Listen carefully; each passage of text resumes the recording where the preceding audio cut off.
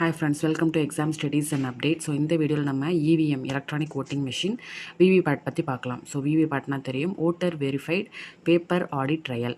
So electronic மிஷினில் வந்து நம்ம வந்து ஓட்டு வந்து போட்டுட்டோம். ஒன் ஆஃப் த கீ வந்து ப்ரெஸ் பண்ண பிறகு விவிபேட்டில் என்ன ஆகும் அப்படின்னா நம்ம கேஸ் பண்ண ஓட்டு வந்து கரெக்டாக அப்படிங்கிறத ஷோ பண்ணும். இந்த ஓட்டு தான் வந்து நம்ம போட்டிருக்கோம் அப்படின்னு.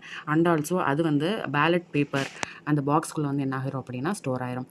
ஸோ ரீசெண்டாக ADR association for democratic reforms supreme கோர்ட்டை ரீச் பண்ணியிருக்காங்க. யாருக்கு அகெயின்ஸ்டாக அப்படின்னா எலெக்ஷன் கமிஷன் ஆஃப் இந்தியா கொண்டு வந்த அந்த எலக்ட்ரானிக் ஓட்டிங் மிஷின் விவிபேட்டுக்கு அகெயின்ஸ்டாக. ஸோ அதை வந்து சுப்ரீம் கோர்ட் அந்த ஒரு பெட்டிஷன் வந்து ஃபுல் அண்ட் ஃபுல் நிராகரிச்சிருச்சு, வந்து டிஸ்மிஸ் பண்ணிடுச்சு.